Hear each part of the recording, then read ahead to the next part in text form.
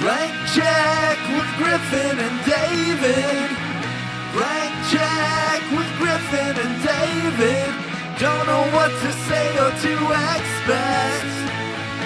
All you need to know is that the name of the show is Blank Check.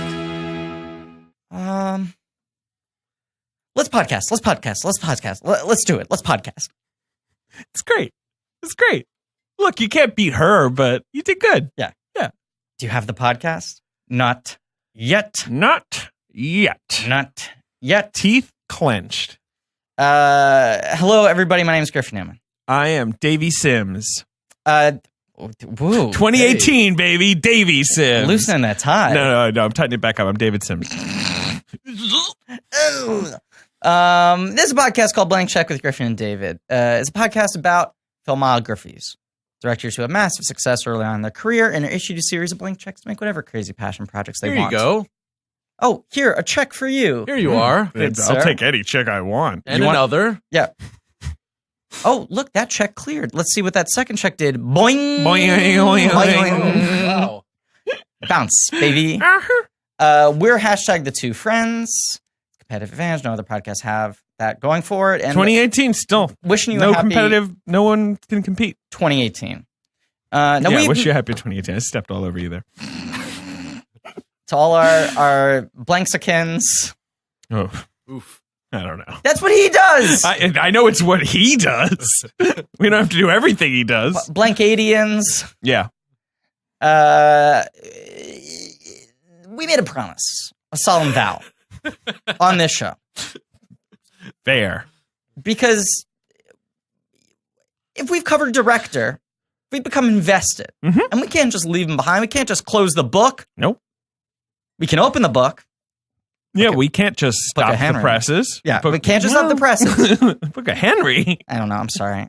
I'm out of it today. Yeah. But we said if a director we have covered in the past, we've done it before, in a miniseries, has a new film, we're going to do a one-up. We're going to revisit them. We only done this with Shyamalan Split so far? Is that the only director we've covered? Yeah, and then Rogue One is sort of Star Wars was a pre-director. That's kind of a... But that's the only one that's different. Happened so far, right? I guess so. Come on, guys. I know. Well, we have Glass will be coming out in 2018. No, Glass is 2019. 2018, we get another a couple Spielberg things. We get another Spielberg because that guy's fucking working. We get the Han Solo movie. Right. And I feel like there's one other thing maybe that's coming. I can't remember now. Aquaman.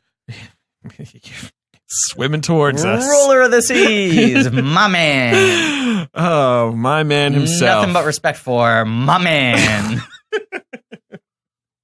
Yeah. It's funny how we've done Star Wars for Christmas, 3 years in a row on this show. Annual tradition. Yeah. And for the fourth year of Christmas will be Aquaman because there's no Star Wars that Christmas. But yeah, let's see. I mean, what? So M. Night's cooking right now. Yeah, he's cooking. Cammy's got Avatar 2 coming, but God knows when. Right. Other Cammy's got nothing seemingly in active development. He's got a bag of chips on his lap. He's got a bag of chips on his lap. He's in Pop The Wachowskis are sort of off the map right now. And we need them now more than ever. I agree. So. Yeah. I agree. I still want that fucking Wachowski Fourth World movie. Yeah, give it to me. Yeah. They'll never let him do it. They'll never get that. I feel like, and who's the other person we've, Bigelow. Yeah, Bam Bam sort of just released a film. Yeah. Well, that's the thing we did. We haven't had to follow up because we just did 2 miniseries where people had movies that were coming out roughly in the time. Yeah, that's true. Nolan and Bigelow. It's harder, but still. Lined it up. Yes. Come on. Still. Let's get working. Well, so Stevie Spielberg. But this is Spielberg, the most successful filmmaker of all time. Yeah, he makes movies. Biggest blank check of all time. What does he do? He makes movies. He picks a script. He gets to make it. Yeah. And this is an example of he read a script in March of 2017 and said, I want to make this. Yep. And we saw this film 9 months later. November 20th. That's right. Yes. We're recording this at the end of November. We saw it early. Humble brag. David has entered the circle. The critic circle. You're in the New York Film Critic Circle. Nice early screening. Some of our friends were there. Ann Roth. A+ number 1 Ann Roth was number there. She was David there. Ehrlich. David Ehrlich. It was like, in terms of fame, yes. number 1 Ann Roth. Number 2. Number 2, David Ehrlich. Number 3, Jordan Hoffman, who Yes. very kindly helped bring Ben. He gave along. a +1 to producer Ben. To Mhm. Producer Ben, I to was the glad- Ben Deucer, to the Poet Laureate, to the Haas, Mr. Positive, Mr. Positive, the Peeper, the Tiebreaker, the Poet Laureate, our finest film critic, the Fuckmaster, not Professor Crispy, Dirt Bike Benny, Soaking Wet Benny.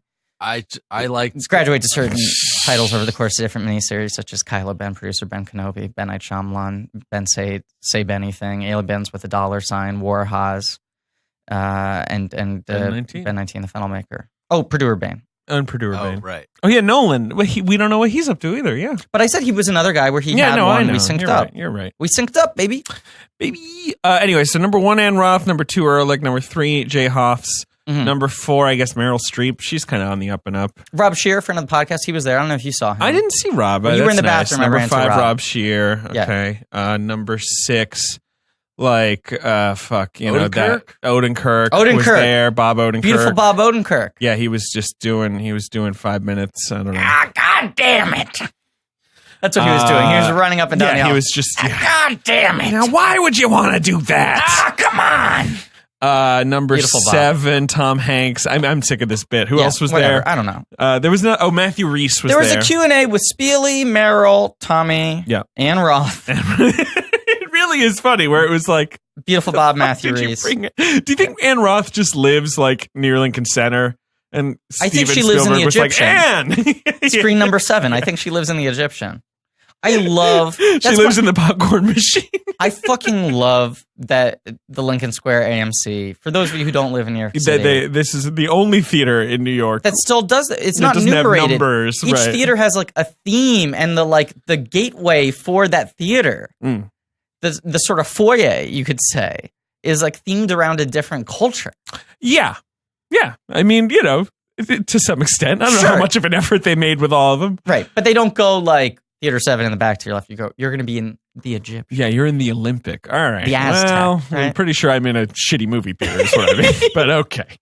I mean, that theater, the main theater is nice. Gorgeous. One of the Very best nice theater. screens in New York City. Great screen. The other screens at Lincoln Square, apart from the IMAX, which is Sure. obviously awesome, but like the other screens, Lincoln Square, kind of Okay. But I love that theater. Nothing but respect for my theater. My theater. My man. I was just recounting to somebody, Emma Stefanski, I think, that I saw the first movie in that theater ever screened, which was Star Trek Generations at my friend's 8th That birthday was when that party. movie opened? Yeah. That theater opened? 1994. Wow. Or 5, whenever that is. Wow. Wow. Wow. Oh, Melissa Villasenor is here. Mater, what are you doing? It's time to race cars. Mater. All right, so Stevie Spielberg. Yes, made a movie called The Post. He's sitting on his ass farting out some special effects for fucking Ready Player One. right. Long post-production process. Post? Post-production What? process Okay. on Ready Player One, because that movie is predominantly mocap footage. Yeah, let's say he's post Ready Player One Right. at this point, right? Right. But he doesn't even know he's pre-post. He's pre-post. He's mid-post. He's mid-post Well, he's Ready Player mid-post, One. He's pre-post. But he's pre-post. And we're- pre-post. We're recording this post having seen the post, but pre-post being unleashed on the culture. But it's coming out post. This will come out post-post. This will come out in It's going to be post-post. post. Yes. Okay, good. Glad that's all And sorted let's out. mention that people That we're pro-Smiths and anti-bits? yes, we're pro Smiths, anti bits, but also that people know that we saw this movie early because Sure. Jordan Hoffman did some pre-post posts. That's right. He did some pre-post. And I posted some think maybe a pre-post post-post. He did a post-post Post-post pick? My God. So Ben has informed us we have to wrap this episode as quickly as We're done. possible. We're on the I think we're clock. done. So Steven, you know what though? Short movie. It's a short movie because we were taking bets before, and I was trying to do Price is Right rules, like, Closest without going over. and I was like, I'm gonna go 127. Like I was like, it's gonna be a hair over 2, and they were like 155, under 2. Well, you sort of swapped your. I'm sorry. I was guessing 127 minutes. I know. I was guessing a clean But Danny Boyle. It's an hour. It's basically an hour 50. Yeah. Yes. I guessed 1 minute, so I was right. Okay, fuck you. All right. The Post. He is in What? belabored. Fuck you, Ben Hosley over here. 10 he's minutes in late. the belabored post Hey. process. Okay, I can be late sometimes. Very unprofessional, Liam. Don't you talk to my family like that. I love how the late period Spielberg movies make us goofy no matter what. Like Always. It always. I texted Ben chastising him for being 10 minutes late because I am never late to this Never. podcast. Griffin's never been late to anything. in his life. Anything ever. And I meant to write, I am shocked and appalled by your unprofessionalism, but it autocorrected to unprofessional Liam, who is America's new favorite character, unprofessional Liam. He's my People love cousin. He's sort of like Slowpoke. Like the Slowpoke the Pokemon? Pokemon. Oh no! I was thinking, what's the name Why of? are we this punchy? What's the name of the fast mouse from Looney Tunes? Speedy Gonzalez. Too Right? soon. Is Oh. he dead? 2018. Come on. Oh, you're just worried? I'm worried he might die between now and then. I mean, he might still Or he'll live be that revealed long. to That be guy's like been some 60. kind of a Something. goddamn sexual harasser? Something, yeah. All right. Oh man. Well, that actually brings up a good point. No one's been talking about the skunk character. Pepe Oh, Le Pew. Major creep. Yeah, he's a bit of a creep. But this is like the thing that happens is like, Gawker reported on all these people for years and Yeah, years. they and had years. blind The stories items were about out Pepe there. Le Pew. That's true. No, but it takes the New York Times to take these people down. Sure. Like they had fucking Toback Spy Well, it Magazine takes was ripping people on him in going the on record 80s. and all that, and so, Right, people but having it took the New York sort of, Times to come out with the courage most to do that. Tobacian of takedowns. Do we really need to be talking about James Toback? It's a new year. Let us turn the page. I'm just saying, Ronan Farrow, get on Pepe Le Pew because Ronan it's all Farrow, there. go on Chapo and or Blank Check. Do people want him to go on trial? No, but I think it's just like a Twitter bit. joke. I get Blank go people on saying Chapo. that to me. Yeah, people say it to me too, and I say, Yeah. fuck Chapo. That's what That's I right, say. 2018, year of the feud Yeah. with Chapo Trap House. Yeah, I don't really know what you are, but we're feuding. Let's announce Hold it. on. Let's do like a character. All right, I'll do my like Secretary of Defense impression. This is my Rex. Okay, and this is my character's name. It's unprofessional Liam. Sir, here's a box of Wait, poop. no. Keep unprofessional Liam because he's going to be good for Okay, ads. okay, good. He's We'll keep He's unprofessional going to be an ad Oh, character. Professional He's gonna Liam. pay. He's no Dan Candyman, but sometimes we got to put Dan You gotta Candyman mix on the it up. bench. Gotta mix Yeah. it up. Gotta mix it up. Because we're recording this months in advance. Let's just I'm gonna call a shot right now Yeah, on the record. Dan Candyman has taken over the world. Humongous Dan Candyman fever. I mean, Dan Candyman Happy Meals, Yes. Dan Candyman Movie. Sunday morning cartoon show. Yeah, he's got a late show too. Yes. They bought the chairs. Several That's a Funko reference to a Pops. future They have a episode I variant for fucked each up. different type of flower. We're recording this 2 days after Dan Candyman, after the first one. After This is post. Post Dan Candyman. post Candyman. Now, Pre Candyman when hype. Spielberg gets this script, it's pre Candyman. He's living in. Now it's post Clive Barker's Candyman. Correct. But it's pre, It's Griffin Newman's pre Dan Candyman. Candyman. Yeah. Yes. Uh, They should remake Candyman with Dan with you, Candyman. with you. Not with me, with They Dan should whitewash Candyman. it. I'm not Dan Candyman. Is Dan Candyman black? You saw him. I wasn't in the room. Yeah, I think you were. Oh, in the canonically, room. I wasn't in the Canonically, room. you're just quiet. All right. God, the Dan Candyman mythos is already getting It's complicated. really, really Okay, but naughty. this is the thing I want to say. Uh-huh. When Spielberg did Tintin, which is also a mocap movie, Sure. He was working on it for a very long time. and because he it takes a similarly long time. went and kind of quickly did Warhorse. Yeah, Picked he just Warhorse pooped up that one out. quickly. Not as fast as this, but said that movie is kind of on rails. I can come in, I can direct Right, from like yeah. Skype or whatever because I'm just watching the demos. I already shot the stuff. I got the performances I want. It's just finessing. Ready Player One, a lot of mocap, that similar kind of state. Mhm. He's supposed to be first position, helping Warner Brothers make this Here's movie. the thing: in his Q&A, he was a little rueful, where he's like, I know I was a bad boy. You know what I shouldn't mean? have Because done he was like, I'm working on this movie where I have to finish the effects, and Warner Brothers, who are very nice, Yes. let me make another movie in the Right. meantime. He read a script by this woman, Liz Hannah. Liz Hannah. Spec script. I think she's spec 32 script. years old. He said she was 31 years old. 31. Jeez. Yeah. She I believe she was like a writer's assistant before this. she has like one credit on an episode of a TV show called Guidance that I have never heard of. Okay. And like that's it. Yeah, she had been a writer's. Yeah. I mean, a production intern, Right. on, like I mean- Reign Over Me. Yeah. Which, hey, let's be honest, is top 15 Sandler. 100%. But she writes a spec script inspired by the story of Washington Post, their decision to publish the Pentagon Papers. And Spielberg reads it and he goes, not only do I want to make this, not only do I think I have the time to make this now, but I think this Right, is a in movie March. that needs to be made right now. Yeah, Spielberg, who at age, how old is he now? 74? He is 70. Come on. IMDb, just give me the age. Give me the fucking age. I'm guessing 74. Guessing Spielberg 74. I'm usually pretty good with the ages. 70. You're off.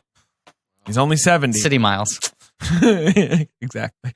At age 70, I feel like Spilly is still like, you know what? If I released a fucking movie about press freedom, and this is in March. Yeah. So he's already seeing where things are going. Yes. You know, we're like basically 2 months into Trump. Right. If I make a movie about like press freedom standing up to the White House and it comes out in December, it'll probably be a big hit. Like, that'll probably be like right on the money. Yes, and women fighting against the glass ceiling. And women who, in positions of power who are ignored by the men around them. And everything that jumped out to him in terms of topicality with the script has just bloomed and exploded. He was on the money since then. So he gets Josh Singer, Academy Award winner for writing Spotlight, to polish the script. And I assume he just fucking texted Meryl and Tom, right? And says about Fox. I mean, they said that they first read the script in May. And Meryl literally was like, I read it in May. I shot for 6 weeks. Yeah. And here I am. Like, you know. They were shooting at the same time we were shooting The Tick. Yeah. You guys overlap? No, but I remember the drivers being like, I'm on this fucking job. I want to be working with Tom. Nicest guy in the fucking business. Hey, there you go. He'll tip you every fucking ride. And I was like, okay, well, come on. I'm not making Tom Hanks money. Don't shame me for not. That's kind of that's a little hint. Yeah. You know? Yeah. That's what it felt like. Greases the palms. And I'm like, okay, but I'm getting taxed really hard here. He always has a Christmas turkey under each arm. Yeah, they say it was great. They said, that guy fucking loves being Tom Hanks. Well, which I thought was a great description. That is a good description. He does seem to love being Tom Hanks. He loves being Tom Hanks. He also loves typewriters. Oh, guy loves typewriters. And talking about pomegranate juice. Well, let's get to that. Okay, that's like half an hour of this whole episode is going to be that. So we'll get to that. But yes, he gets two of the most acclaimed, famous actors alive. Correct. Signs him up, puts together a fucking stack supporting cast, rife with GGs. Griff's guys. Oh, okay. Yes. No, it's a real dad movie. Yes. And Meryl Streep is Queen Dad. Yes. But it's just a movie of dads. Dad central. And I think Tom Hanks is peak mom. I think moms don't like a movie star more than Tom Hanks. Oh, sure. Yeah, I get what you're saying. I remember hearing some story about someone going to see a movie with their mom and the Larry Crown trailer came up. And the mom turned and said, oh, he just gets better with age. And I just love the idea of seeing the Larry Crown trailer and being like, oh my fucking God, Tom Hanks. Oh, start your engines. Mulaney had an old joke about Larry Crown where he's like, the director's commentary is just my mother, like throughout going, oh, that's nice. I did go to the bathroom Crown. between when the movie ended, when the Q&A started. Oh yeah, and you I did. came back, rabid, manic. Sure. And said, David, I just saw Tom Hanks. Oh, right, because they hadn't emerged for the Q&A yet. Yeah, no, the minute the credits rolled, you ran out of there. I had to pee, but I wanted to hear the Q&A. He was being escorted through the main sort of lobby area. Yeah, by Ann Roth, of course. By Ann Roth. Is Lord High Executioner of the AMC Lincoln No Square. jokes. By an AMC employee in a Jumanji shirt. Welcome to the jungle, motherfuckers. Welcome to the jungle, by the way, Tom Hanks. And Tom Hanks was drinking a pomegranate juice? A slushie. Oh, blue, green, It looked blue, but it was fast. He was moving fast. Okay. But he looked phenomenal. I came back and I just said, guys, he looks so good. He looked good. He had nice black jeans. He looked great. Yeah. He had a really great sweater. Everyone looked great. Collared shirt tucked in, no tie. A collar fully tucked into the sweater. Yeah. Meryl had this very nice looking outfit. I mean, they're far away. Like, they're sitting on stage. Meryl's glasses game, she crushes. Incredible. Spielberg had his usual, 6 scarves and 2 flat caps, right? The old film Twitter meme about wearing everything your wife bought you for Christmas at once. Right.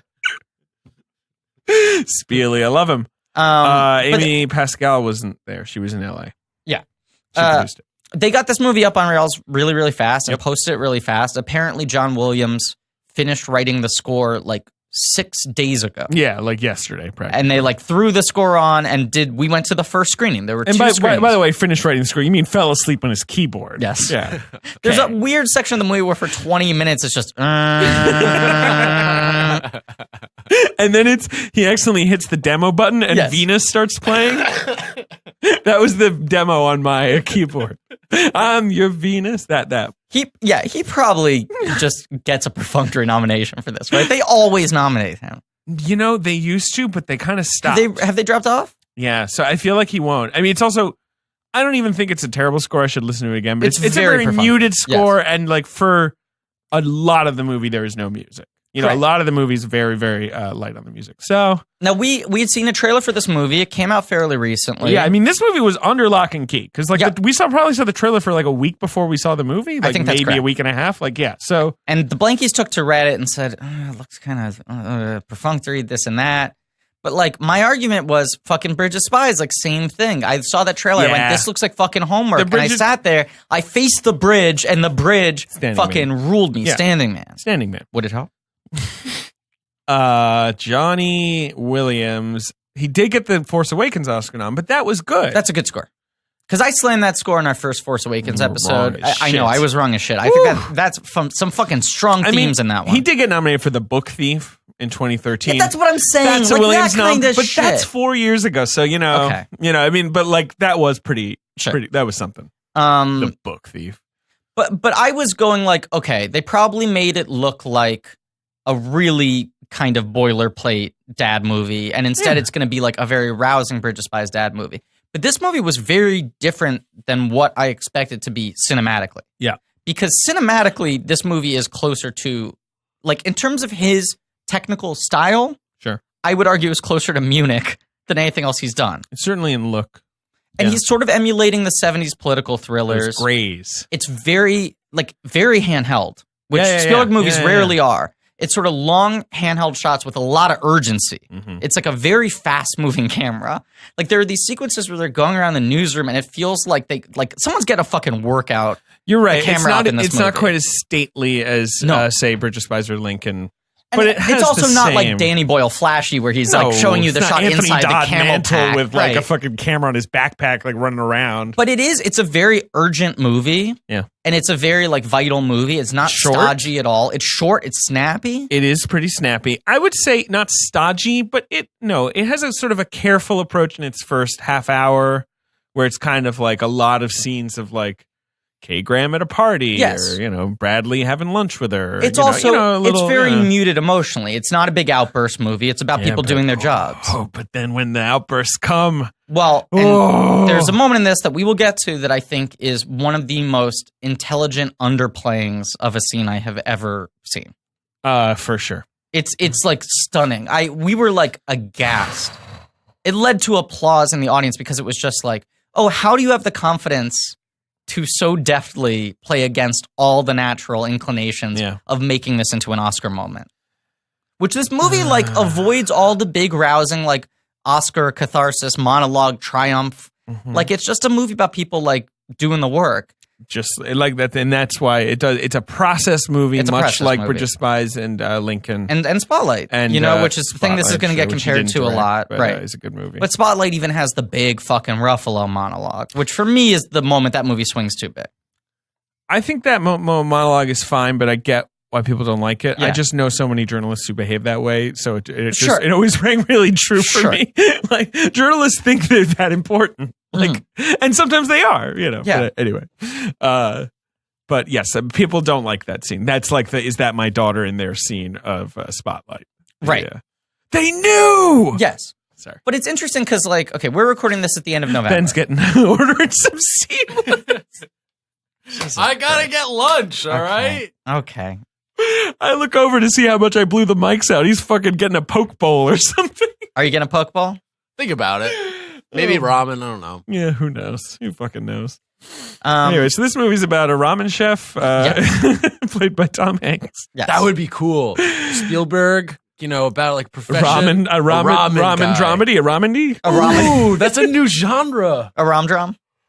Because you Why gotta are we so insane? I have no idea. You gotta get the right kind of broth. Like it's breaking the me broth. to say that. Hey.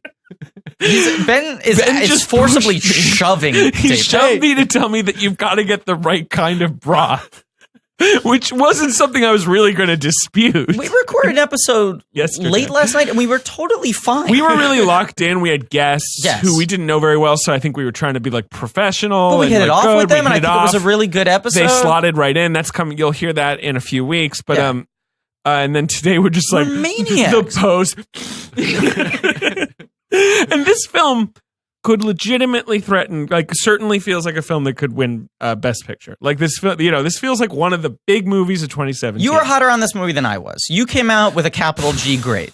Yeah, definitely. I said it's very good. Yeah. And you went, come on. And I said, I think it's very good. I was like, Griffin. Yeah, you did. You said Griffin.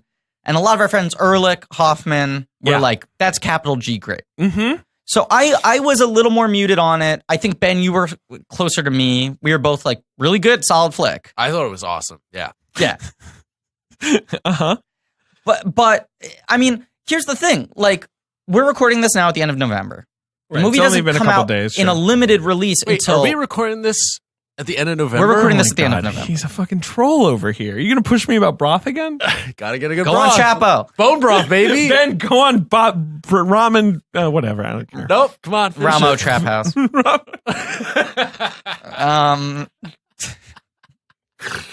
By the way, we should I mention swore that... we'd never reference Chapo Trap House on this fucking podcast. But Go ahead. let's flip our cards over. That's the podcast we've been feuding with. I know we've made these allusions to the podcast. Yeah, that I we're guess we feuding should with. have yeah. It out. It definitely Yeah. began with a C. Anyway. Chapo Trap House has been stealing our bits. Yeah, that's why they did that whole Catherine Bigelow miniseries. Right after the Nolan miniseries, right after the Spielberg miniseries. All right, go on. What were you going to say about your? Do you feel any different? Or this well, movie's not okay. coming out for a month. I want to is what you're state something that I haven't said yet in this podcast. We're recording this at the end of November. saying. Ben seems to be closing in on a chicken bowl. Congratulations, Ben. Thank you. Thank you so much.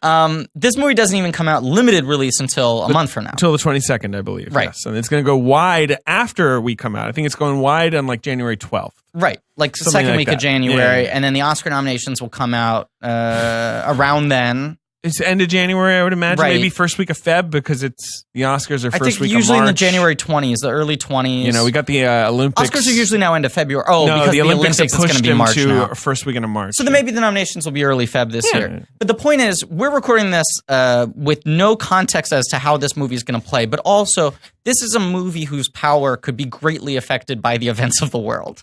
Sure. You know? You're saying like really even within that window. Yeah, within that window. Yeah. There could be seismic shifts in the relationship between the press Let's hope. and our administration. Let's hope. I'm kidding. You know? But it's like, if things get better, this movie could gain power. If things get worse, this movie could gain power. You know? We're at a point where, like, either direction the pendulum swings in terms of the relationship between journalism, you know, and our government is going to only strengthen this film. And I think we are at a point, as we were saying. I mean, we're making the joke facetiously, but like people say, like, well, newspapers don't really have any power anymore, blogs, this or that. But you look at it, and it's like all these guys are only actually getting outed when the New York Times writes about them. It doesn't matter if these stories have existed in the ether for a long time. Like the last couple of months have really proven how much power certain outlets still have in terms of like lending an air of legitimacy to a story. Yeah. Which is what this movie's about. What it means if this paper puts their name and their weight behind publishing these papers. With literally a threat of imprisonment sort of like dangling over their heads from the White House. Right. Now, it also is in a time period where the internet doesn't exist. Sure. And if papers don't publish, there's no way these things are going to get out. They're not going to leak. They're not going to wiki leak. That's true. You They know? don't have Twitter Right. yet.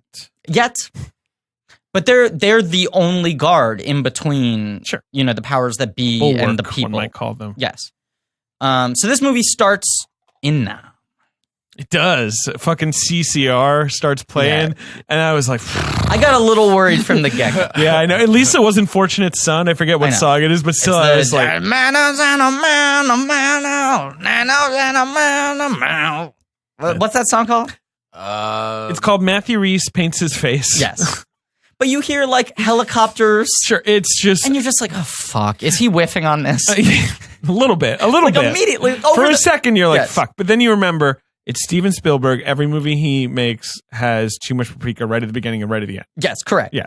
It's Right. like he spills all the paprika and then he like wipes it away really fast. Steve's weird because he only puts paprika on the bread of the sandwich. Yeah, on the outsides. Yes.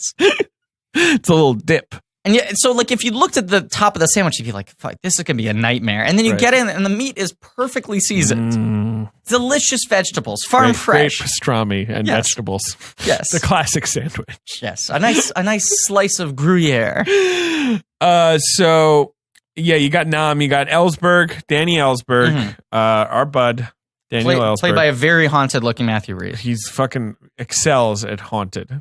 Matthew Rhys is king of haunted. Yes. Which is funny because he's obviously, like, in real life, this happy-go-lucky Welsh guy. Right. Who has a whole show on British TV about drinking wine with Matthew Good where they, like... Does he really? Yes! Oh, you don't know about this? Oh, my friend, you are in for a treat. Is it called A Good Wine? It's called, I believe, it's just called The Wine Show. It should be called Good Wine with an E. That would be good. Yeah. It should be, the show should be they have to pair wine with Reese's products. Here's a picture of them drinking some wine. I mean, that looks lovely. Yes. It's and fucking he's lovely. sniffing the glass. He's sniffing. Like a pro. You gotta sniff. You gotta sniff. You gotta get that nose going. Yes. You know? He's got a resting haunted face. Yes, he does. And when he did the Q&A afterwards, he speaks his Welsh accent. There's something like the Welsh accent, it's not to stereotype, it's very sing-songy. Very melodic, say. I was going to say. Yes. But like he has this like his American accent, which is impeccable. It is. Also you never know. Is like very grave. Like the way he speaks an American accent. It's something, his hair is like, his hairline is slightly receded. He's got a fascinating hairline. He's got this big deep forehead. Temples. He's got these sort of sunken eyes. And so he always just kind of looks like, even in fucking like, what's like a kid's movie he was in that I saw? Like, I don't know. He just always looks. He was in a kid's movie? I could have sworn he was in some kid's movie. Was it Mr. Popper's Penguin? Yes. That's what it was. This fucker in Mr. Popper's Penguins? Oh, fuck. What was it? Oh, no. You know what? It was a British TV miniseries that aired on A&E in America. Yeah. Based on the Arthur Conan Doyle novel, The Lost World. Oh, okay. Starring, we love him. We respect him. He's our president, Mr. Bob Hoskins. Yeah, there you go. R.I.P. Yep. Do you know that Noah Baumbach was supposed to write and direct Mr. Popper's Penguins? No. He was formally announced. He was like, I finally want to make a movie my kids can see.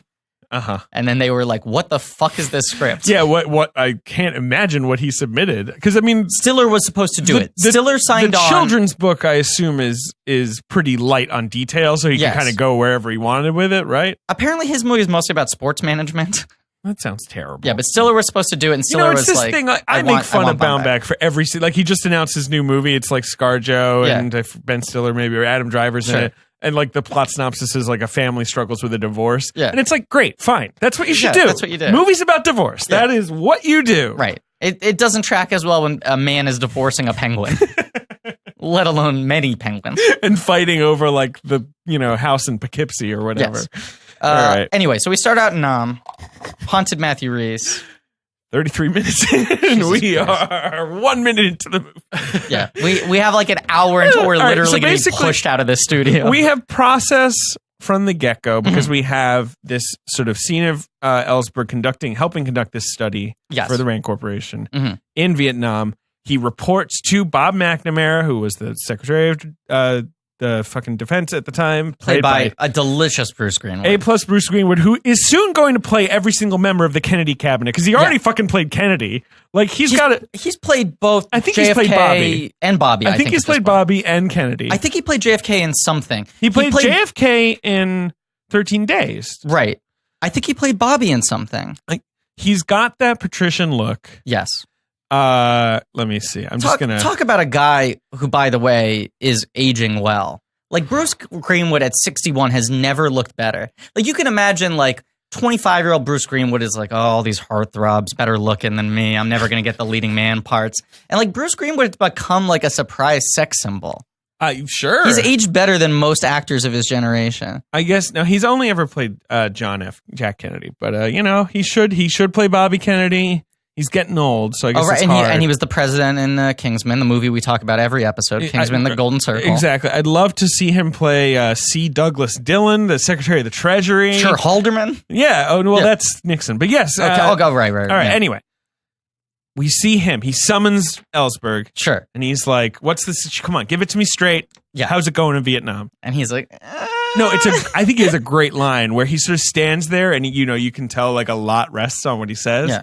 And he's like, what surprises me is how much it stayed the same. Yes, that's the thing. Right. He's on the plane and they're trying to settle an argument. Right. It was like, is worse, is it better? And he's like, really? It's the same. And McNamara is like, see, what am I fucking telling you? Same is worse. Right. You know, we're pouring troops in. It's no different. Right. I forgot about that scene. That's a really good scene. I think it's exactly. I think it's a great scene because it's also laying out this little sort of like D plot, which is like the burden of guilt that McNamara held for the rest of his life. But this movie's moving like a bullet train. Like we're maybe like 2.5 minutes into it. Sure, yeah. And by minute 4, they're like photocopying the papers. Yeah, then Crisis of Conscience, Ellsberg photocopies the Pentagon report, takes it out.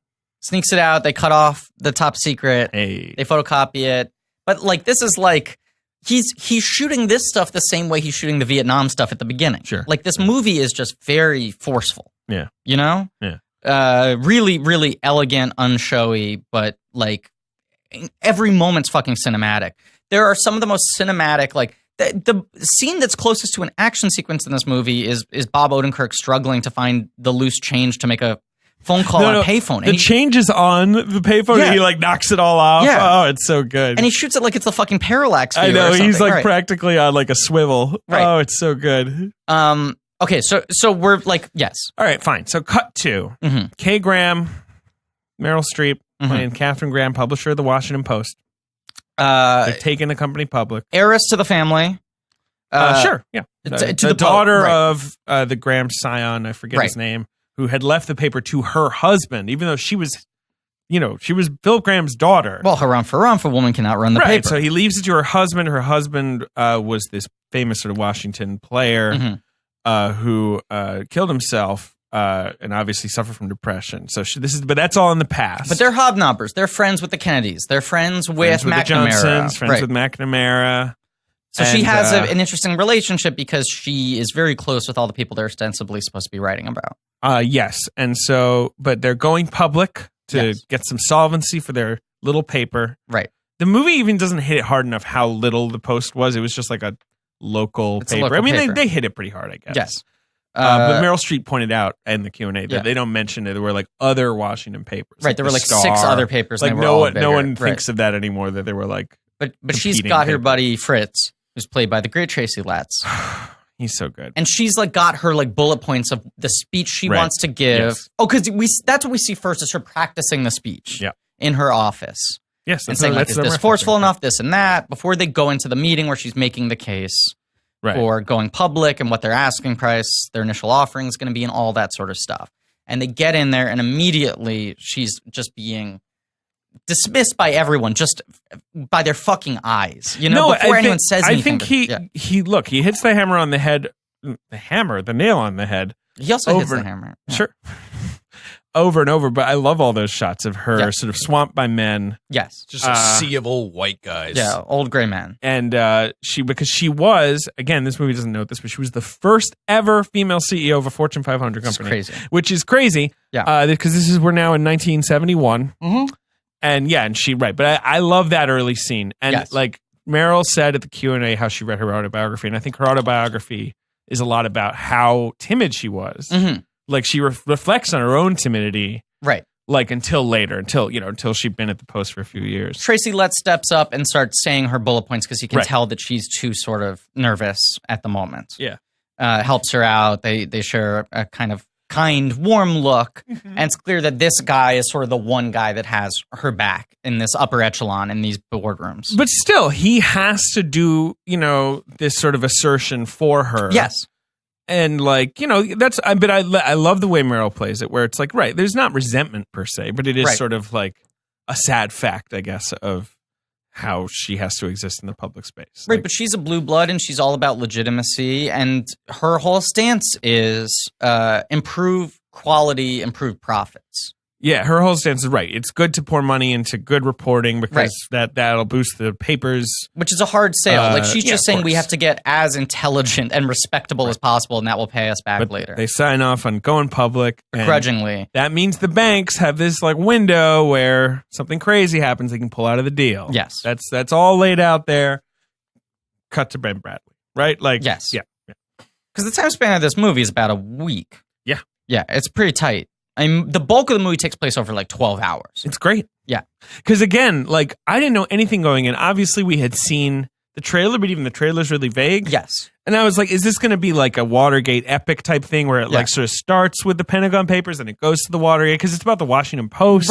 Right. You know, it could cover years. Yes. But Spielberg, he loves that narrow window. Yes. He loves, same with Lincoln. Like, no. Let's just look at a little bit. And let's say Nixon's a big presence in this movie, but the way he depicts Nixon is we get these sort of weird, creepy zoom lens shots that of him in the very Oval voyeuristic. Office. Right, yeah. That Nixon from behind on the phone in the Oval Office, a guy who's doing a lot of acting, a lot of gesticulating. He's doing a lot of pointing to the table. Yes. A lot of finger on the table. But they use... It's like a lot like when Ben wants to tell me about broth. Yeah.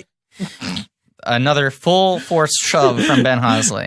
But he's using the real Nixon recording. Right. He said he went through all of the Nixon recordings available and found the ones that he thought were most relevant to I bet the points you of the film. He that's why he agreed to do this whole movie. That's such a dad project where like Spielberg's like, let me listen to the Nixon tapes. Oh, that's a fun march.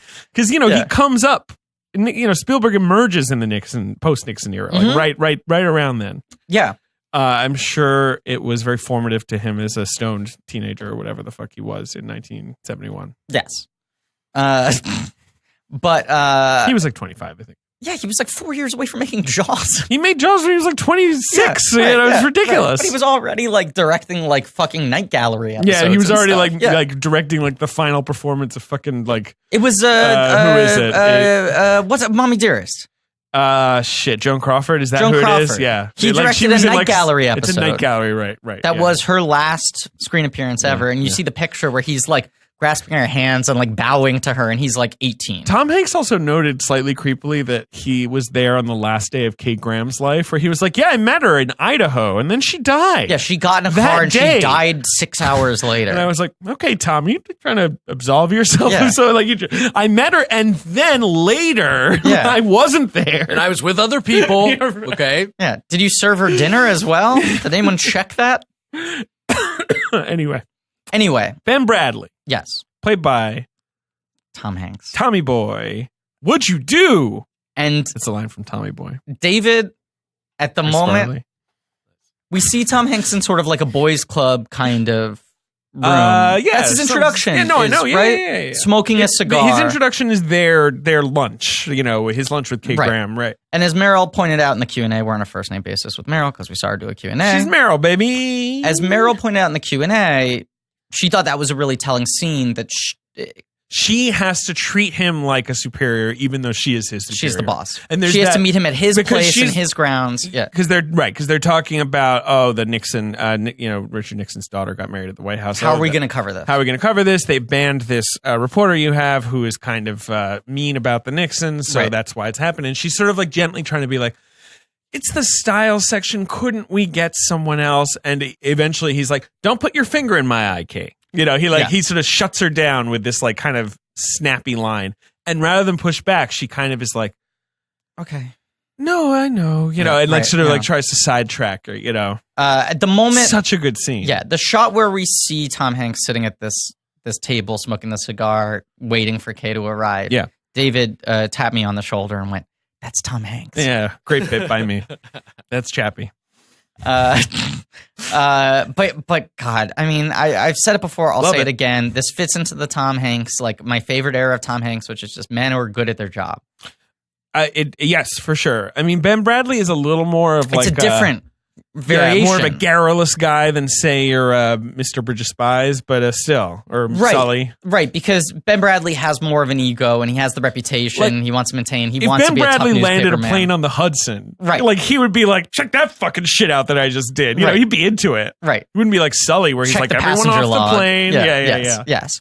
But he is... Birds. He's a guy who it becomes clear is just about the work, even though there's a lot of showboating in his whole behavioral thing. Well, and also, and he has this huge chip on his shoulder because the Post is this inferior product in everyone's eyes to a real paper like the New York Times. Yeah. And soon enough, the Times, because there was some complaints that people were like, the Post, I mean, the Times actually broke the Pentagon Papers. Yes. Is this going to overlook that? But no, the Times are like, that's like where he wants it, right? It's like the golden, arches. And the That's where he Times, wants to get some McDonald's. right? The Times, and they're McDougal's. Exactly. Yeah, exactly. that's the name of the thing from Coming to America, right? Did I fuck that up? McDowell's. That's what it is. Is God it? damn it. Yeah, It's yeah. McDowell's. I was close. Whatever. Yeah. We'll fix it in post. We'll fix it in post. Ben cut this whole episode out. The beginning of the movie, New York Times gets a lot of play. Right. And I mean, this is when I was getting, because I was like, motherfucker. There's a kid they send on a train, Ah! which he came on screen. I went like, Jesus Christ, how did I not get the fucking audition? Oh, for this shit. part? Seriously. But no, there's two kids, because there's the first kid in the Times who's passing the real package, right? Yes. And we follow him Yes. through the building. And then there's the second kid, the intern, Yes. who Bradley sends up to snoop on the Times. Yes. And I love it when he arrives and he looks up at the office I didn't get all the news that's fit either to print. of those roles. You didn't get either of those No. roles. They're both played by Mel Gibson.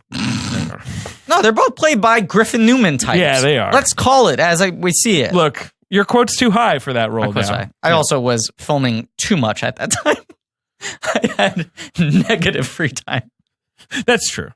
But yes, he has them sort of spying on the New York Times, trying to figure out what they're going to do. And there's a moment I love where the kid gets back to the office and he goes, I saw the front page, because he peeped it in the elevator. He peeps the front page. And he draws a picture of what the front page looks like. Right, but there's a blank space where it's just like Neil, where Yeah. Neil's story is going to go. Yes. And Bradley's like, fuck. Yeah. I don't know if he says fuck. Yeah, but he knows. He's like, they got something He sees it. amazing. Yeah, and we get a little taste of Michael Stolberg. Stolberg. Fuck, God damn it. As Abe Rosenthal, who was the executive editor at the time. Yeah. And he's friends with Kay Graham too. They're all buds. Of the Times at the time. Exactly. Post. Yes. No but in a bits. pre-the post time. Well, pre the movie, The Post. Right. They're mid-post, pre-post But it's the film. mid-post the paper. Right. Mm-hmm. All right, let's wrap this up. Yeah, that's it. All right. Good movie. 4.5 stars. Yeah, so we see the competition that's spying on him. Like a couple scenes later, he's hobnobbing with Kay Graham at a party, you know? Yeah, totally. They're Yeah. friends. But, Right. but they all think of Kay as like this nice hostess lady. Right. Oh, it's a real shame what happened to her husband. Now Right, she's stuck right. with this company. She never asked us. She doesn't know how to do this. And Yeah. Bradley Whitford is playing Arthur Parsons, who's like sort of her financial advisor type, like a guy on the board. Yeah. Who's sort of like, Kay, I don't think we should be like doing anything. Yeah. Like, Yeah, in a weird turn of events, Steven Spielberg casts Bradley Whitford to be irritable. Kay, what are you doing here? I adore Bradley Whitford, but it's true. That man is like the king of irritable. You once told me that you think I'm going to age into Bradley Whitford, which is like kind of my dream career now. Mhm. I think you have the hair. I think you have the face. Yes. Like the sort of body type. I think you're Bradley Whitford waiting to happen. Bottled irritability. Because Yeah. how old was Bradley Whitford when The West Wing happened? Like, Well, what I'm looking for is my Bradley Whitford and Billy Madison. That's he was what 30. Okay. He was 30 in The West Wing? Yeah, he looks 38. Jesus Christ. I have 2 years to get to The West Wing?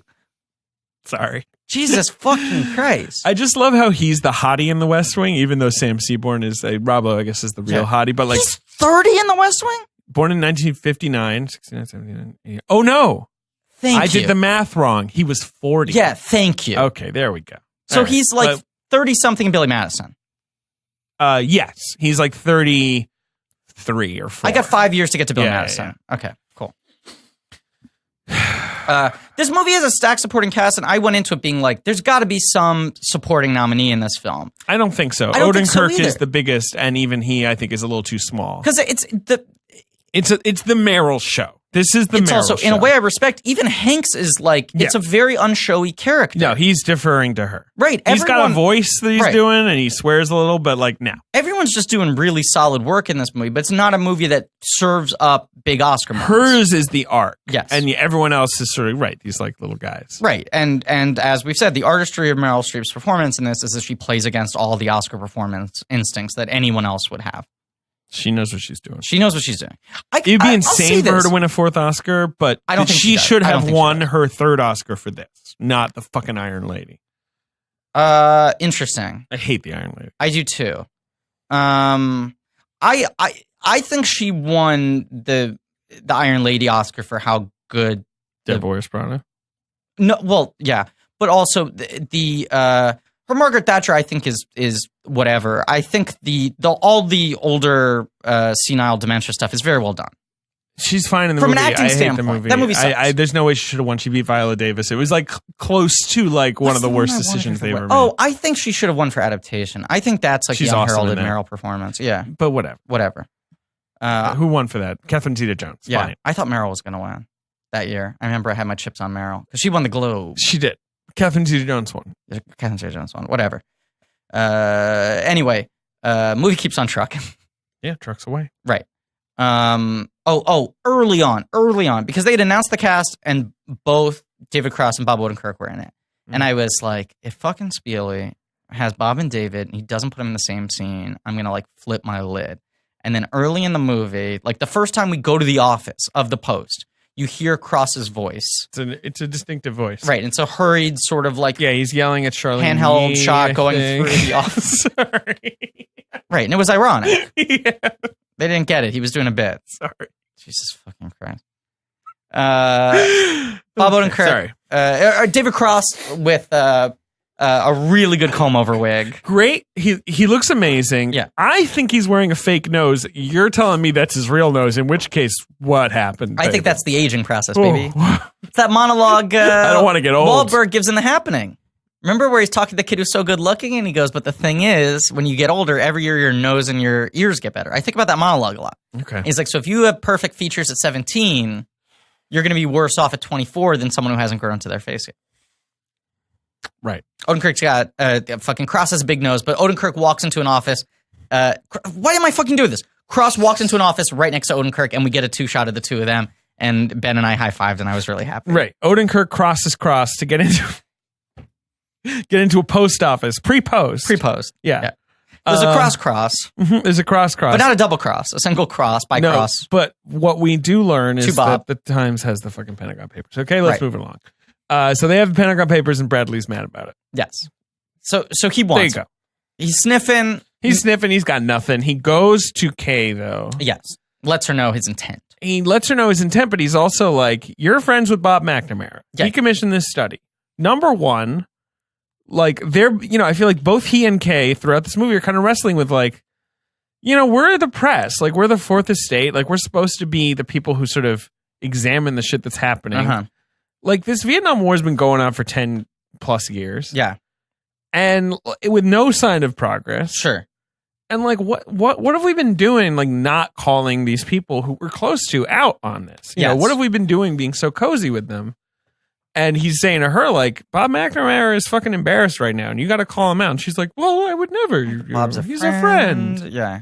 But they're both wrestling with the same thing, and maybe in different ways. Mhm. But he's also saying, like, hey, does Bob want to have Pentagon Papers you can give me? Yes.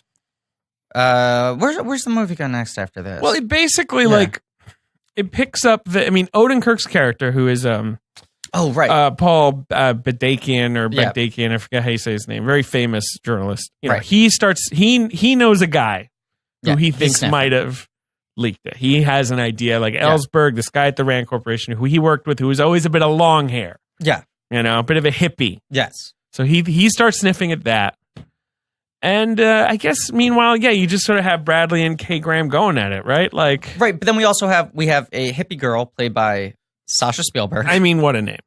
What a performance. I don't know. Yeah, she drops a box off on Michael Cyril Crichton. Michael Cyril one of my Crichton's favorite fucking desk. And I was like, oh, he's going to be in this story. He's Yeah. going to be in this movie. And instead, it's like his whole job is he delivers the box to Bradley. Right. First, he comes in the front door and Bradley's like, no. Yeah. No. He goes Yeah, outta around to the managing Right, editor. because he kind of meekly goes like, sir, I have something you might want to see. And Bradley's like, get the fuck out of here. yeah. Right, and it's one continuous camera move. It's very fun. Following him where he goes to the other office and tells him and he has to go in and then Bradley listens. Yeah. It's a good moment. It is. But yeah, so here they are getting the Pentagon Papers too, but not enough. And then And I they're guess, like, where'd you get these? And he's like, some girl. Yeah, and it's like, some what do you hippie mean? It's dropped like, him off. left on my desk. But then the important thing is, like, the Nixon, the Justice Department sues the Times, Yes. and enjoins them from releasing this shit. Mhm. No more Pentagon paper stories, Yes. or else you'll be in contempt of court. Right. So that's looming now too. Right. So they start getting their legal team in. Right. Well, no. That No. comes in later. At Okay. this point is when Odenkirk gets the papers. Yes. He meets with Ellsberg in the hotel room. There's that great Spielberg face shot of him looking at the papers, and then Yeah. you cut to the bed sort of strewn with these like piles. There's also, I was saying, he shoots a lot of this movie like a 70s political thriller, but there are sequences, I think, that mostly come into moments of great sort of moral conflict for people. Mm-hmm. There's another sequence where Meryl's on the phone trying to make a big decision. Sure. This one with Odenkirk in the hotel room trying to decide what to do, where suddenly the film gets like very like German expressionist. Like it starts looking like Night of the Hunter. Like he has the Spielberg shit, but he starts doing Big crazy shadows on yeah. the walls and these crazy angles. And like, you're right, because like in that scene, that's when Ellsberg is saying to the Odenkirk character, Right. like, well, because Odenkirk's like, we could go to jail. And he's like, well, Right. isn't that the point? Like, you go to jail to stop the Vietnam War, right? And Right. he's like, yeah, in theory, like in principle, sure. But these scenes that are, you know, like, I mean, people always say, like, the real test of a great filmmaker is how you shoot two people in a room talking.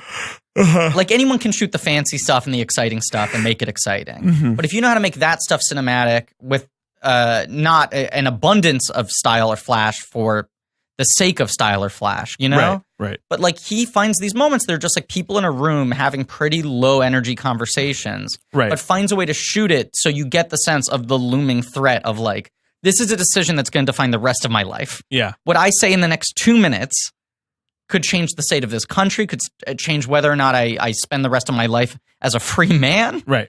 in jail. Right. Right. So yes, that hotel room scene is really good. Odenkirk's so fucking good in this. It's just so He's great. exciting to see Odenkirk. It is. Be fourth build in a fucking I Spielberg know, movie. and he's terrific. And Yes. yeah, and then there's the scene of him riding on the plane with the boxes all Yes. seatbelted Right. to the plane. Struggling to seatbelt it. It's pretty cute. I've long contended he's I think he's the greatest actor in the history of sketch comedy. I think he always played sketch He's such a comedy good like it was a actor. fucking Eugene O'Neill play. Yeah. And for so long, Cross was working a lot, and Odenkirk was trying to direct, and he wasn't really working, and he didn't get as much respect. Yeah, and he directed those like weird movies like The Brothers Let's Go to Solomon. Prison, Yeah, right. yeah, where you're like, what the fuck are you Right. doing? And I'm man? like so fucking here for this revival of Bob Odenkirk as like a legitimate actor getting Yeah, this level of it's respect happening. and I mean, nominations you know, and everything. He's the fucking best. Bryan Cranston. It's the same fucking path. I Yes. just hope he doesn't do a bunch of boring ass bad movies. Yeah. He gives shit performances in. Trumbo. He's back. The Trumbo fan has logged on. I'm trying to type in my bathtub. Great line from Trumbo. Yes. Did you see Last Flag Flying? I have not yet. So in that movie, Steve Carell plays a sentient wet blanket.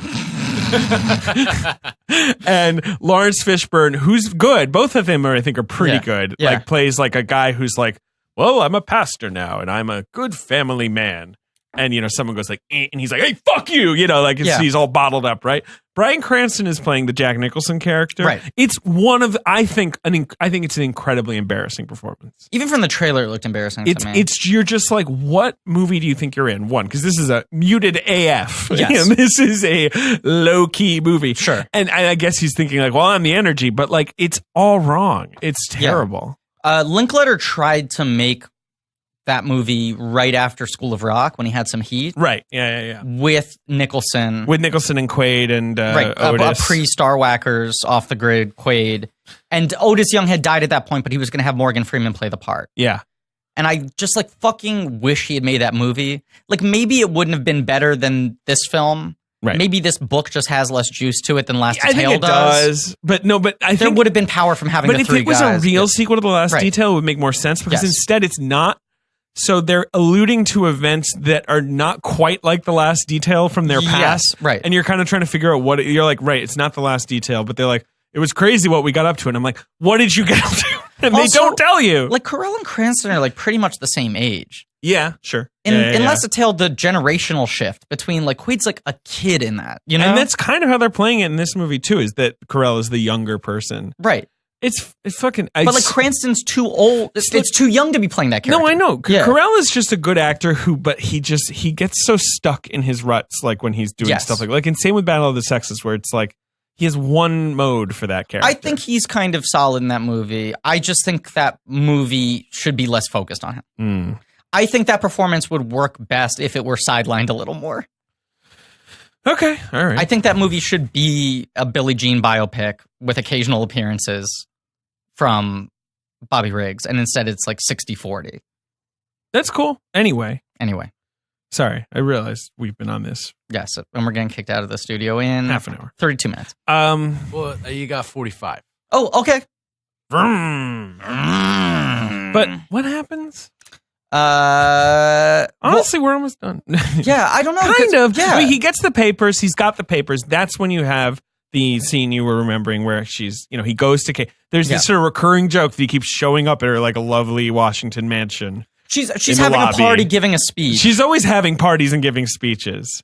And he's like, Kay, they disrupt her speech to be like, you got to pick up this phone call. That's later. Oh, that's later. First is him being like, yes. where she's like, do you have the papers? And he's like, not yet. Right. But that's when, oh God. Can I just I've said this before with Spielberg. Is this going to be about fucking Tom Hanks being good at his job? Because you made your point. No, it's not. It's not at all. Okay.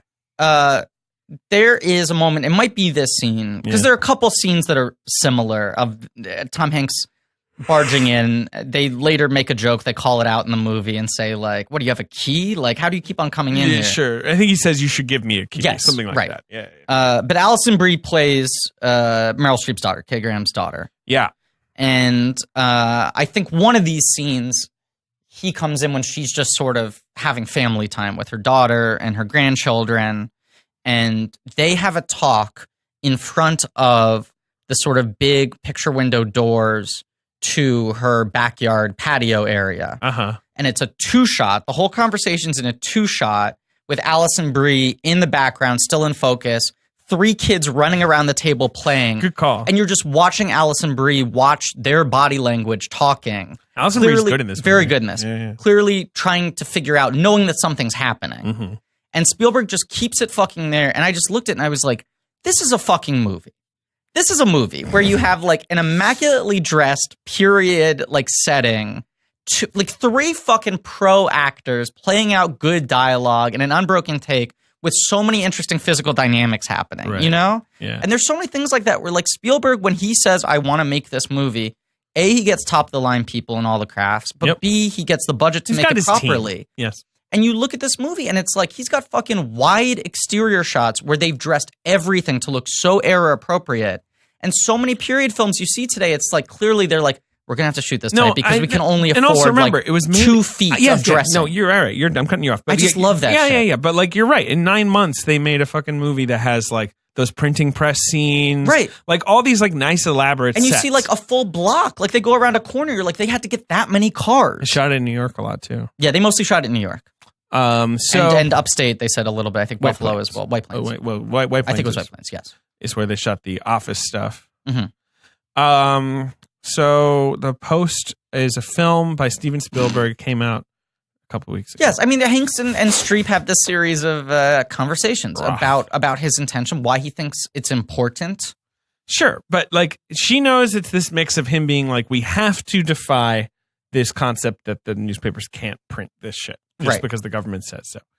But also, I want to beat the New York Times, and they've been shut down by the courts, so let me do it. There's like that window of time. I think exactly. they have. I don't. It's literally like we 7, can get ahead of that. 12 hours or something like. Yeah, this is when the movie becomes on the clock. Because there's all that fun stuff in. I guess it's in Bradley's house, right? Where you've got all the reporters like Pat Healy and Odenkirk and Carrie Coon and.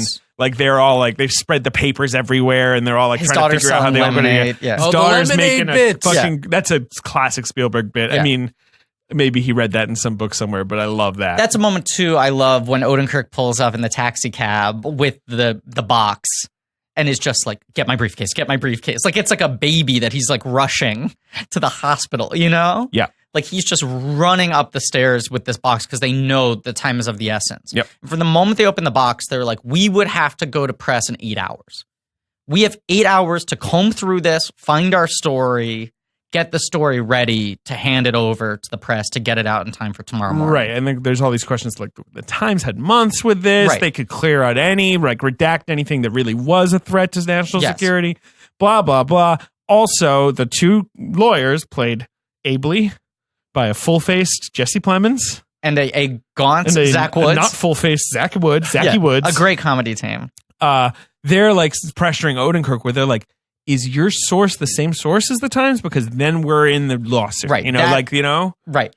We could go to jail. And there's a scene that comes later, which like, I remember someone saying, back in the old days of the IMDb message boards, R.I.P. Yeah. Remember someone in the Spielberg thread, I used to lurk around those, saying like, why is he such a great director? Like, I don't really get it. Can someone explain to me what a director does and why it's great? And someone wrote this whole post I always think about, saying the thing with Spielberg is, you want to know what makes him a great director? Watch the way he blocks any scene.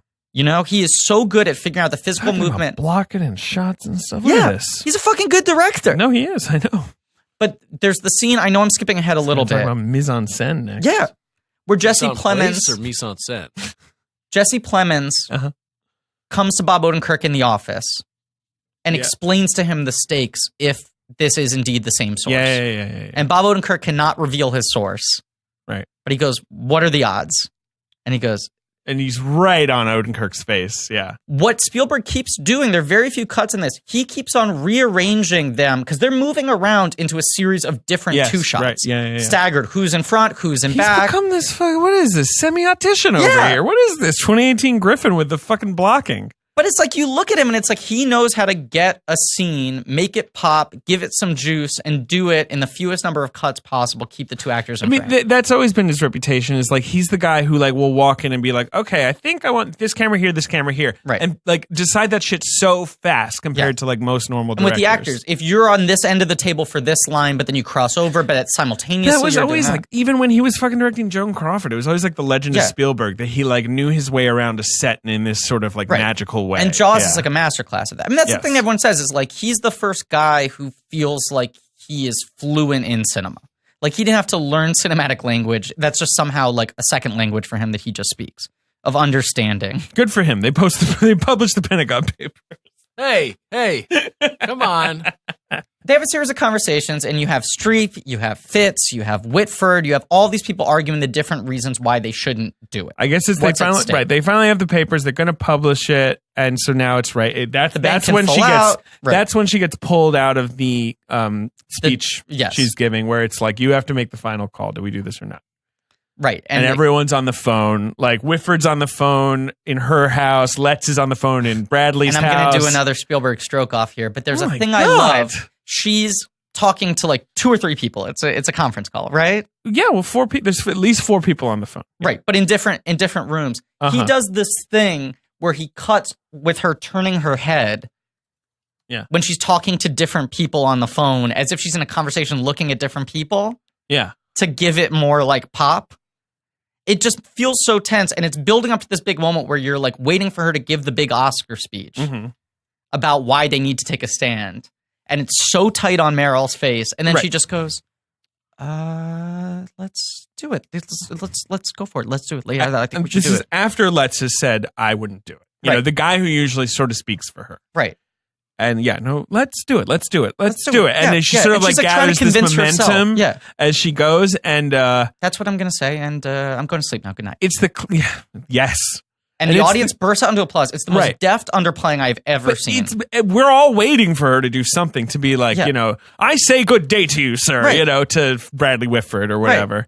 And I guess she kind of does that later where she sort of says like, you shouldn't be on the board if you don't support this kind of stuff. Right. But still, like he never leans into it, which I love. But it goes against that thing that I hate out of like certain historical films and biographies, biopics, where it's like, every line I say is the most important thing that has ever happened. I am in this moment fully aware of the consequences of what I'm saying on history. What I love. And she's just kind of like, let's do it. Let's go for it. What I love is, I guess, because there's still all this drawn out shit where Whitford's like, you can still back out, and they have to like, it goes down to this minute where the printing press, they're like, do we go? Do we not go? And there's a line I love where they say, I think Plemons says, just know if you publish this, the Post as you know it may cease to exist. Sure. And Hank says something to the effect of, if we let them intimidate us, then the Post as we know it is already ceased to exist. Which is killer. Good line.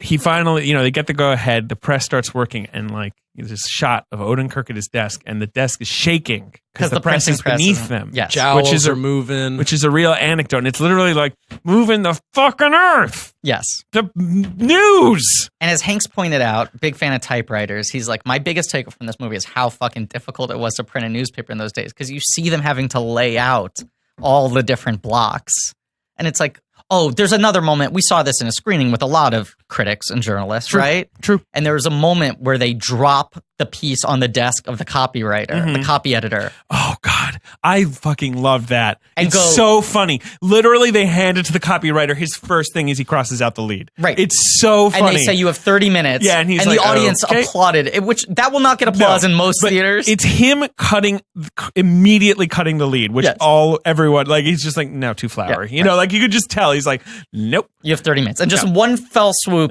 takes so out the good. pen, crosses it out. 30 minutes later, he's done. They put in the pneumatic tube. They're downstairs. They're putting the blocks on the press, laying out the front page. And the thing is going. Yeah.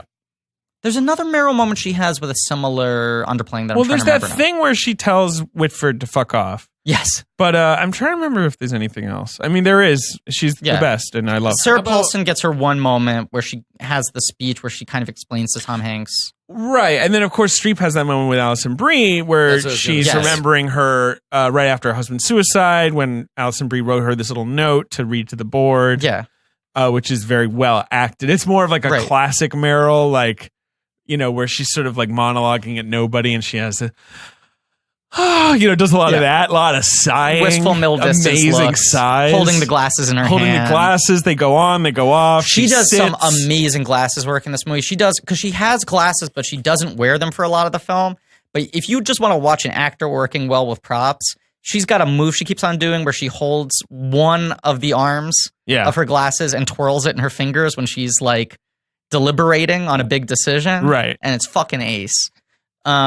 Those are the two big sort of backwards and in heels monologues, which I think Spielberg, he said the Q&A that there were the co-themes to him about the media, the press needing to be brave at moments where the government is actively trying to silence and suppress. Yeah. But also the co-theme of, the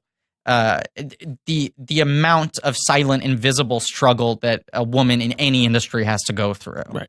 And they have these two speeches that could have been overwrought, I think. Yeah. And Spielberg, as you said, puts too much repeat at the beginning and the end of a lot of movies. You worry that he could underline that theme too much. But both of those moments, very underplayed. Yeah, because, I mean, basically once they publish, there are these nice moments of like, Bradley points out the next day that all these other newspapers publish the same story where he tosses all the papers on the table. And just lines them That's out. really nice. And we are not a small town paper And I'm anymore. like, I love this. And then there's the scene right after that where they're down in the printing press and Meryl Streep comes down and she's sort of like, the press doesn't always get it right. And you're like, all right, Steven, we know, but whatever. They say that the newspaper is the first draft of history. Doesn't she say something like that? No. But that's always what he does. He always does that. It's baked sweet. with the cake, and you kind of have to accept with Spielberg that there's always going to be a scene at the end where he assumes you don't get what the movie was about. Yes. Like, he always does that. It's fine. And sometimes it's more elegant. It's like how your aunt, just sort of like the anecdote just kind of goes on for a second. Right. Yeah. This time it's thankfully pretty short. Mm-hmm. I file it next to like the kids jumping over the wall on the train and Bridge of Spies, which is just like, okay, get it over with. It's fine. It's fine. The movie should have ended with him face down in the bed. But yeah, sure. But you know what else I love in this movie? Is there's obviously like there's the Supreme Court scene where you see them all filing in, but you don't actually, see the court battle. Sure. Yes. But then you have Carrie Coon reciting the decision. I'll tell you over the phone. That's a moment I thought he put a little too much repeat on. No. You are very wrong. That is a great moment. That is such a good moment. I think that moment's played a little too much like an Oscar moment. I love it.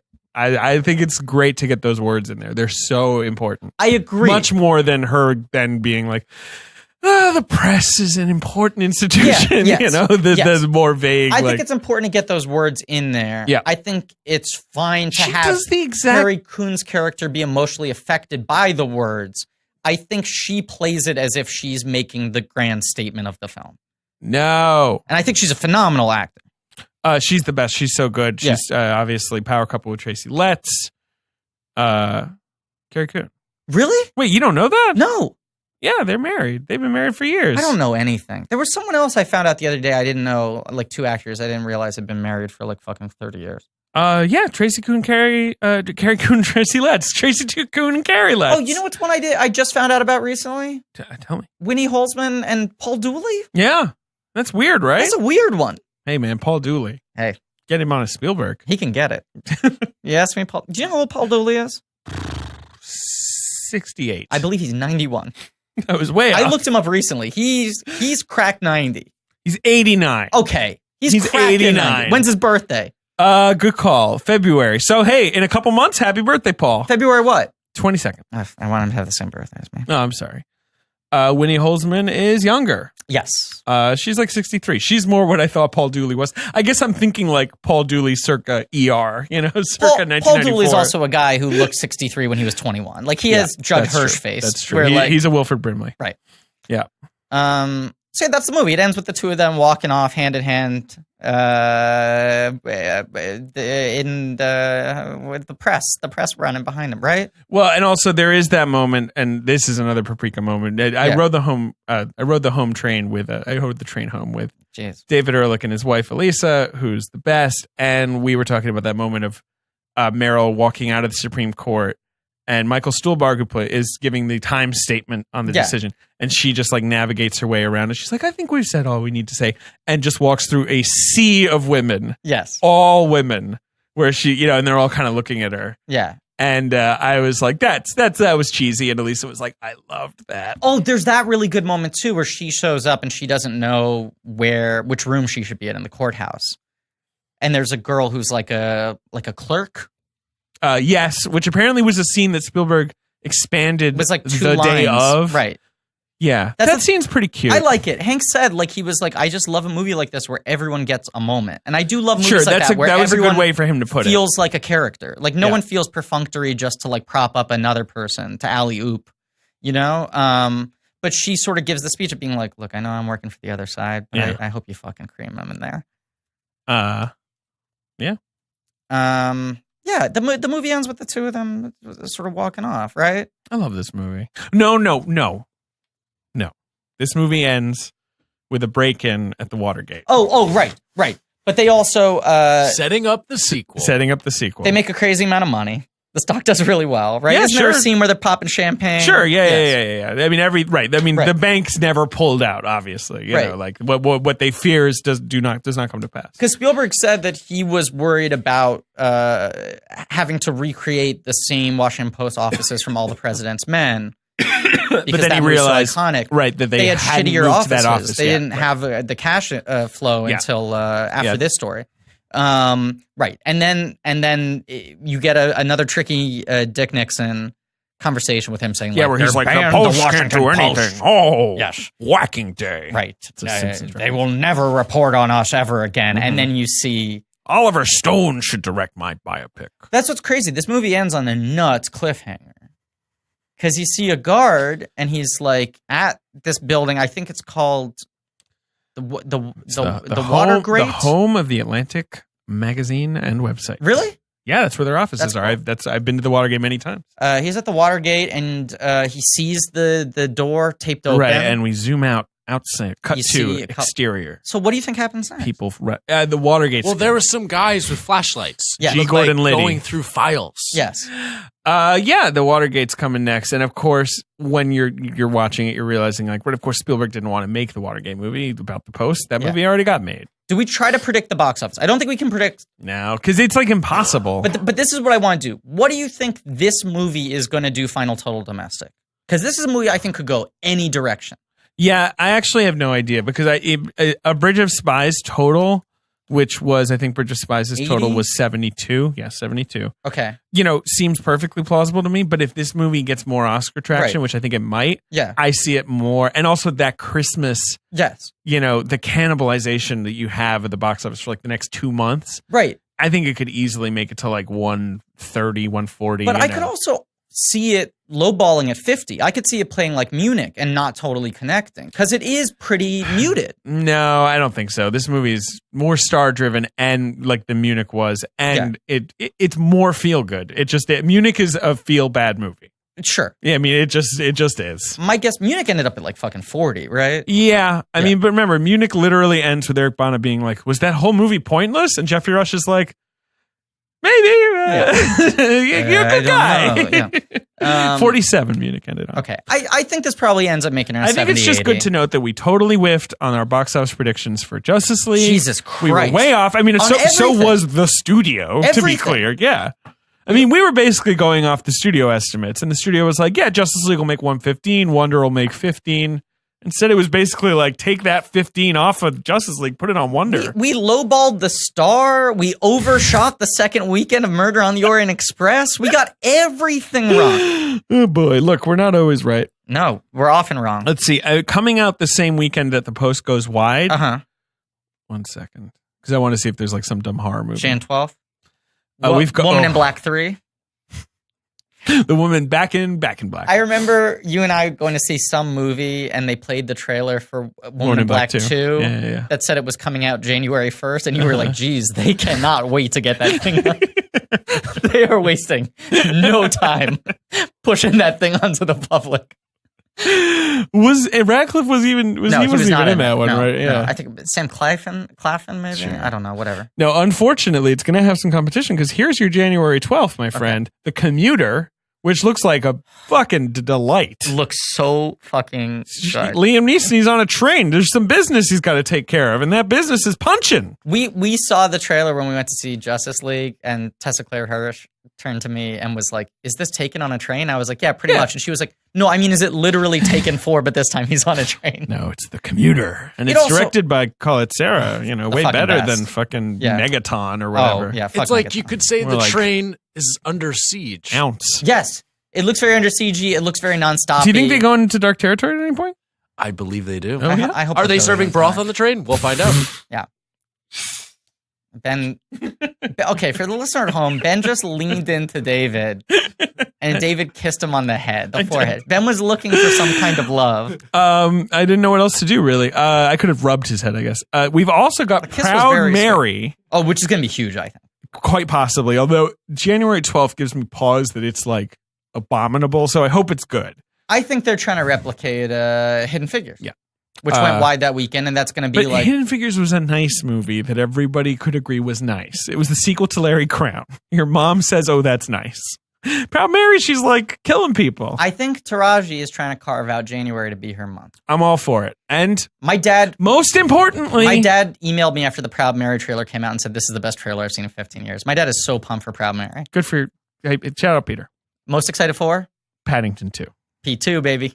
P2 train starting. He's a nice bear. He's back. And Warner Brothers is releasing it this time. They are. They bought the rights from... Wash those hands. They bought the rights from a film company. Yes. The only thing left on those hands is Marmalade, because Paddington's a nice bear. He's a nice bear. He never hurt anybody. And he deserves to be seen by every single member of the world. And he should be. Cannot wait to see that movie, P2. So actually, the Post might be in trouble. Yeah, because I think P2 is going to open big. Mm-hmm. And I think Commuter will do solid business. Yeah. I expect that the Post, but once again we don't know, because it's like, what kind of fucking critical groundswell is there going to be for this movie? How much is it going to relate to our time? That's the thing. We're walking out of there, the critics, we're all like, that was good. That seemed terrific, actually. Yeah, that seems like an Oscar winner. But you think it's going to win Best Picture? No, I think it could. I think this is like the craziest, most wide open race. Let's do an on the record right now. Yeah. November, what is it? 21st? Yeah. What do you think is going to win Best Picture as of today? Get Out. Really? I mean, it's on the record. Why not? Yeah. No Guts, No Glory. Big swing. Yeah. So my prediction for a while has been Get Out, because I felt like the Oscars are so fucking topical right now. Yes. The favorite is Dunkirk, which is kind of like the opposite of that kind of movie. I think Nolan still wins Best Director. I think too. he's going to get the always Quran thought for that technical Nolan achievement. is winning Director. I think he's kind of got that locked. I agree. He's winning the Gravity Award. But exactly, he's winning the Gravity Award. Yes. But I think I don't think that movie wins Best Picture. I don't either, because it is kind of a weirdly alienating movie anyway, and also it's not topical at all. And this is a year where I think the winner is going to be pointed. Maybe, but then people are like, it's going to be pointed. And I'm like, it's going to be pointed. What movie are you talking about? And they were like 3 billboards. And I was like, go watch that movie and let me know if you think it's going to win Best Picture. And then people come back and they're like, all right, maybe not. Because that movie is way too divisive to win Best Picture. Yeah. And then, people are like, oh, Shape of Water. And I was like, that movie's kind of weird. She fucks a fish man. Again, feels too nichey. Right. Some people are Lady Bird. I'm like, the Academy's still mostly men who are sexist. Yes, that's I and love Lady Bird. I think there's a 0% chance it wins Best Picture. Some people are saying "Call Me by Your Name," and I'm like, again, that's like it's like this swooning '80s romance. Like it's again not really like hot buttony. And not to be reductive, but you can see a lot of the Academy being like, hey, didn't we give it to Moonlight last year? Sure, Right, whatever. right. That's very reductive, but sure. And then so you're like, then you sort of swing back to Dunkirk because you're like, well, you know what? So I was kind of like, what about fucking Get Out, man? That movie's a phenomenon. I think Get Out's a good call, and you will look so fucking smart. That's the thing. And if it loses, I'll be like, well, I was a fucking brave person. Yeah. I'm brave. Okay, so I'm going to be brave. I'm going to go on the record. Lego Batman movie sweeps. I think it's a good call. But then, when we're coming out of that, and Ehrlich was like to me, like, you don't think that wins Best Picture, Nolan wins Best Director? And I was like, that does seem pretty plausible. But let's see what, I mean, look, for once, we are not the connoisseurs of context. We're the connoisseurs, but we don't have the context. Sure. You, the listener, are listening to this episode knowing what state the world is in when this movie is released. Sure, but the Oscars will really happened cast the die for this film, I think. Cast that die, That was me baby. casting a die. Yes. All right, we did it. We did it, guys. It's an hour and a half. So now, we're officially at the end of our corridor of all these sort of one-off episodes we've had to do. That's right. And very excited that next week we begin our mini-series on the films of Paul Verhoeven in Hollywood. That is true. Our first episode is Flesh and Blood. Hey, stick with us, folks. Content warning. Yes. Yeah, that movie is really intense. Yeah. Hard content. Yeah, It has a lot of sexual violence. Yes. So just, if you want to watch along with us, people often do, and that's great. But I'm just saying, You might not Flesh and want. Blood, which is on Amazon Prime right now for you to watch, Yes. is a lot. It's a brutal movie. Capital A, capital L, a lot. It's a brutal movie. Mhm. And then we recorded a whole episode about it. yes, we did. Yes. So you can listen to that next week. Podship Casters.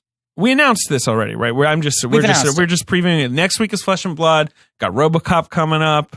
All our friends are going to be there. RoboCop, a 7-hour, 4-part episode. Yeah, RoboCop, which is just Griffin just sighing loudly. Just, It's not sighing, it's moaning. All right. We got all kinds of fun stuff coming up. Robert Kopp. Mhm. Thank you all for listening. Please remember to rate, review, subscribe. Thanks to Anne Fergudo for our social media, Joe Bone and Pat Reynolds for our artwork, Lee Montgomery for our theme song. Go to blankies.reddit.com for some real nerdy shit. Yes, And as always. as always, yeah, let's do it. Let's go for it. Let's do it. Yeah, let's do it.